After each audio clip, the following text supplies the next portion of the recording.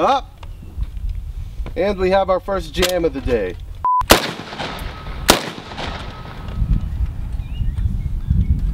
Oh.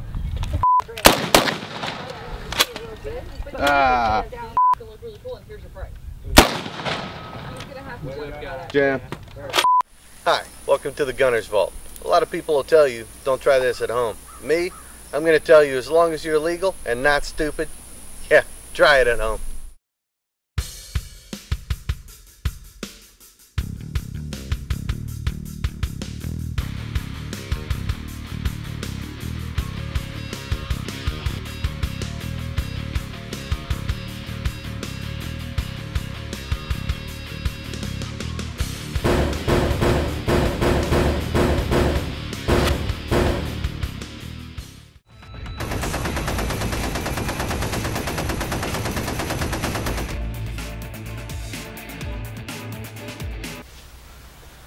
Didn't expect me there, did you? Well, today we got a treat. And thanks to my friend Craig, we actually have an FG-42. True, it's not the original full auto version. Let's face it, it's 85 to 100 grand. I'm not going to get one of those. If I had one, I wouldn't loan it out to me either, because I'd shoot it, and you don't want to break parts on it. But we do have the SMG semi-auto FG-42, which is basically, except for the full auto stuff, full auto-ness stuff, an exact replica of an original FG-42. Hold up. This is in my way. Incidentally, we sell targets. Okay, so FG-42. What can I tell you about it? First off, I absolutely love this gun. You know my affinity for German weapons of World War II. This is the heat. This is an awesome gun right here. We did take it out and shoot it, as you saw before, and it didn't work right. We tweaked it a little bit. Let me backtrack. It didn't work right. We were having stovepipes, failure to eject, and stuff like that. I think we even had a failure to extract. I don't remember. But anyway, we've since remedied that. We've shot it, and you'll see the shooting of it here in a little bit. Basically, I just adjusted the gas system. Worked out fine. So here's the deal. Back in World War II, WW World War II, they had the Germans, and they had paratroopers, but they had crappy paratrooper harnesses. The American harness, basically, actually I think every other harness, basically had two straps. You know, so you'd sit there and you'd look at the world while you're coming down. I don't know if they actually had the guiding lanyards or not, but you could at least look. You know, oh man, that's going to suck when I land down there. So you had that. The Germans had a single point harness. So basically, they'd look like this while they were spinning around into the ground. That would suck. That precluded a lot of carrying a lot of material on you, because centrifugal force would just make it go this way, and you'd look like a helicopter with a parachute attached to you. That's no fun. Also, when you hit the ground, you might hit spinning pretty harshly, and if you're carrying a K98 or an MG34 or something like that, a long gun, it's going to suck. You're going to have a bad day. So what happened is they dropped the paratroopers, and then they dropped their equipment. Well, in Crete, they dropped the paratroopers here, and then they dropped their equipment here. Now the defenders were dug in, had long range stuff, had everything marked out. So they said, okay, well, we'll shoot them in the air, let them spin around, and when they hit the ground, we'll shoot them even more. Now they did. And they shot them to the point that the mission pretty much sucked for the Germans. They couldn't accomplish their goals because they couldn't get to their equipment. They basically weren't an effective fighting force.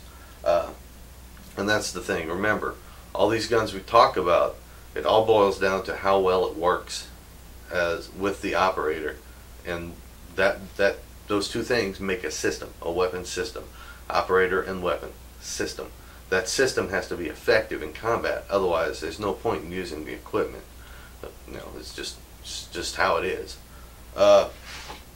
So that, you know, after Crete, they said, man, we got to come up with something that they can carry, something that has a little bit of firepower, something that's, you know, about the same size as a K98, and that can be full auto. So There's a couple companies that dug their heels in and said, okay man, we can do something, I guess. There was probably more than a little, you will do this, prodding. So, but either way, what they came up with was the FG-42. They actually came up with the Type 1 FG-42. There's no semi-auto version of that yet. I'm hinting. I want a semi-auto Type 1 FG-42. Those are cool. I want a Type 2 as well, but given the choice, I want a Type 1. And I can only afford one because right here, this is a $5,000 gun. I ain't rich. I can't afford but one $5,000 gun. So anyway, they came up with the FG-42 Type 1. It had some problems and it was kind of expensive to produce. So they came up with what this is. The Type 2 FG-42. Your main differences are in the grip angle. Type 1 had a really just swept back angle. Your bipod's mounted up here as opposed to right here. I believe the flash hider was a little different. The Type 1 was in 22. This is 8mm. Ah, gotcha. They were both in 8mm. The Type 1 had a machined receiver. I believe the Type 2 had stamped steel, if I'm not mistaken. Again, having only seen an original one time, I don't know. I don't have a lot to go on besides what I read about it. Now here's the deal. Normally I take guns apart. Well, sometimes I take guns apart. I'm not taking this one apart. I've really been babying this gun because the guy who let me borrow it's just an amazing friend for letting me borrow it. That's cool. So I'm going to tell you about it. You'll see the buttstock actually has a little bit of springiness to it. That's part of your buffer system. In the original, it would actually fire full auto open bolt, semi-auto closed bolt. The reason they did that was for full auto, it would prevent cook-offs. You could go ahead and go brrr, and it would stay on an open chamber and it would cool off quicker. No cook-off, no barrel or no round in the chamber. That's a good thing. And you know, it made it a little more complicated, but I think in the long run it's worth it to do something like that. Anyway, back to the buttstock. There's a buffer in it that sits right about here. This buffer is, well, composed of springs and metal pieces and stuff. Magic unicorn dust and stuff like that. And what it does is when the round is fired, it's gas operated. When the round is fired, your bolt rotates. You know, your carrier pushes the bolt back. Okay, let me explain this a little better because that sucks. Your carrier moves back. As your carrier moves back, there's a little protrusion on it that moves back with it. It's solid to the carrier. When that protrusion hits the bolt, it acts upon a cam in the bolt and rotates the bolt, unlocking the bolt. When that happens, your carrier and your bolt come back as a single unit. So that single unit, carrier and bolt, come back together and counter the recoil spring, so it's coming back, hits the buffer. The buffer stores energy. It takes that energy, that rearward energy, stores it, and basically says, you're going that way, and pushes it that way. Carrier and buffer, or carrier and bolt as a unit, assisted by the recoil spring. That's called counter battery, or counter recoil. Counter recoil, all the parts are going forward, strips another round out the mag, loads, chambers, fires. If you're on full auto, you know, blah blah blah, pew pew pew pew pew pew pew pew. If you're on semi-auto, it's pew pew pew pew. Now a couple things about the gun that was cool and not so cool. This is just my observation on it. The original, I really can't say a lot about. I haven't messed with it.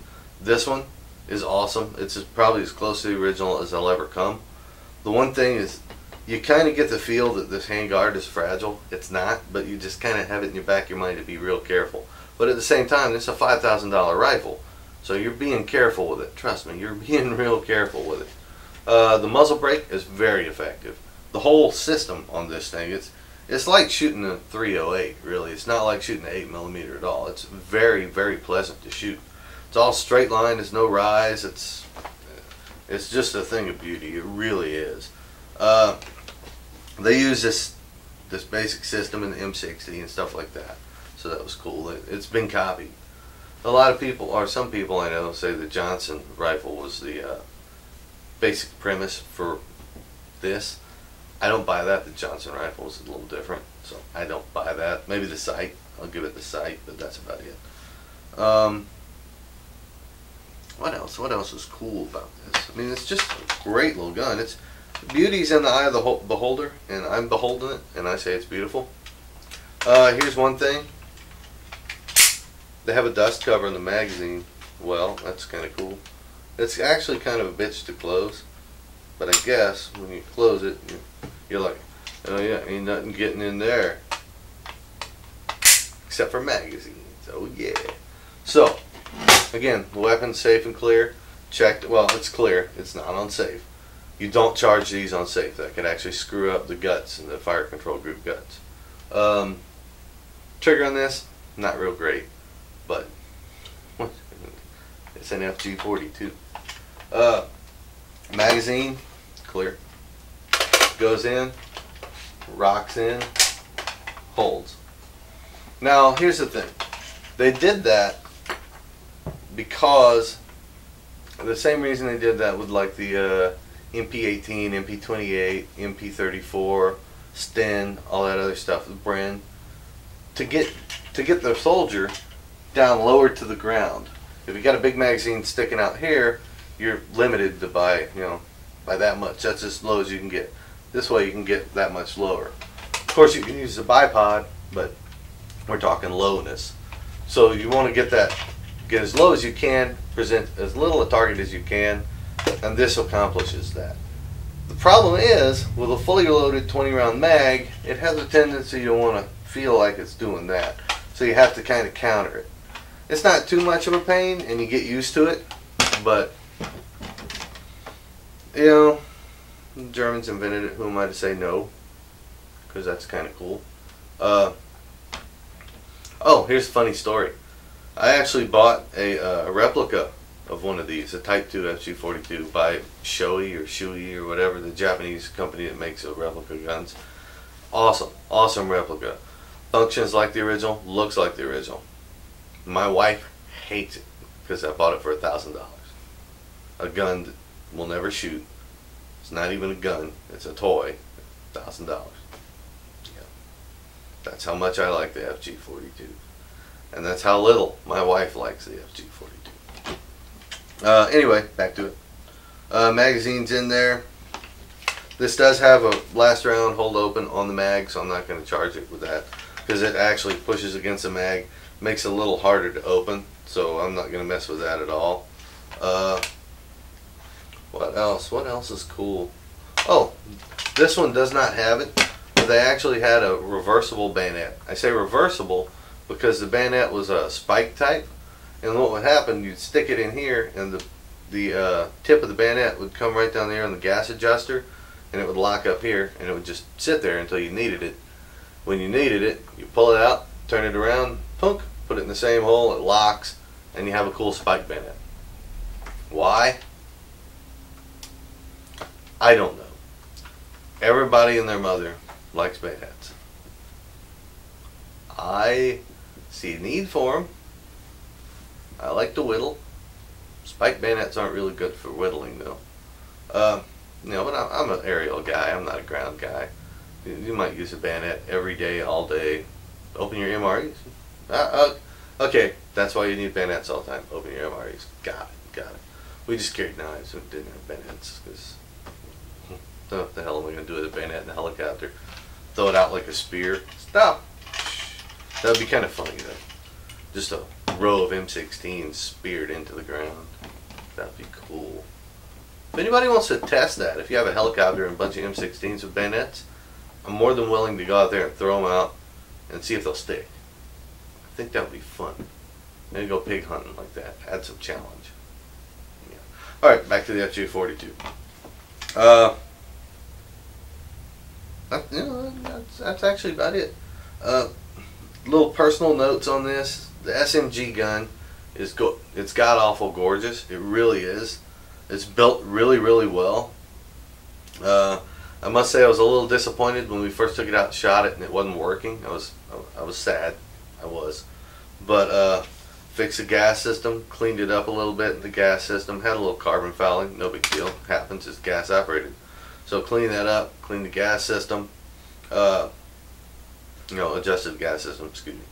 Put it back together, took it out to the range, fired 8 rounds to it, fired flawlessly. I only fired 8 rounds because it's not my gun. This guy babies it. I'm going to baby it. So there you go.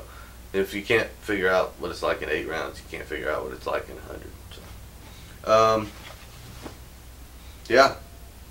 FG-42. I've been waiting to mess with one of these for a while, and I'm really happy I did. SMG put out a real good product. I'm pretty happy with it. Even if it has problems, like it did initially, they're not insurmountable. I mean, you can always fix whatever. What I'd like to do is get an SMG gun and see if I can make it like an original.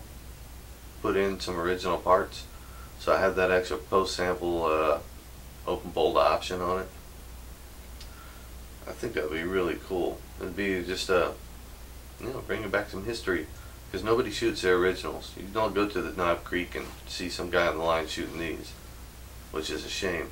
And I'd like to build one that, I could let Joe Bob shoot under my supervision, but Joe Bob could shoot it and say, hey man, I shot one of a kind piece of history brought back from beyond the grave. So yeah, cool stuff. Now here's the deal. We do a lot of guns. We do a lot of different guns. You'll notice we have not done a Japanese gun. I hate that fact. I want to do some stuff on Japanese guns. If you have a Type 99 LMG, I don't care what caliber it's in. If it's in 7.7, 6.5, if it's in 22, I don't care. If you have a Type 11 or a Type 92 heavy, if you have that, I'll kiss you. But if you have one of those Jap machine guns and you want to come down for a little while, and if you want to shoot it, that's fine, or I'll shoot it, that's even better. We'll do a video on it and we'll talk about it. There's a lot of guns out there that I don't have access to, and I really need access to them because people like this show and I want to keep it going because it's a lot of fun to do, and I get to shoot machine guns, so that's a bonus. So if you've got a gun you want to bring in, go ahead and do that. Just give me a call, give me an email, Glenn@acadianagunworks.com, and we'll set something up. We'll set a time up. I'll give you the tour. It's not a big tour, but I'll give you the tour. You can go ahead and shoot some of our stuff. We'll shoot some of your stuff. We'll have a day out of it. Have some birthday cake. Everybody likes birthday cake, right, Chris? I'm fat. I like it. Yeah, see, Chris likes birthday cake. I like birthday cake. So we'll have cake. So bring your machine guns down. There will be cake. And we'll travel to them, too. If need be, if they're close enough, we'll travel. That's true. We have cars. And the cake won't melt. We will come to you with our cake in the car and probably some juice. And we will shoot machine guns, drink juice, and have cake. Yes, we'll do that. So, email me. Hook me up. Alright kids, I did a little maintenance on it. There's only 2 gas settings. So I switched the gas setting. It should work, but, as with anything, I don't know. If it doesn't work, we'll just go ahead and switch the gas setting back and see what happens then. I did smooth out a little burr that was in there, so maybe that helped. Maybe not. We'll find out. I still want one though.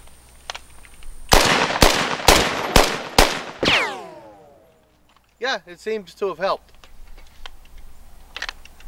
This thing is absolutely awesome. Now, it's a pain in the butt to get the mag out. That's because it's not an open bolt weapon and the bolt holds open on the mag. But man, this thing is badass. I love it, and I'm going to shoot some more of it.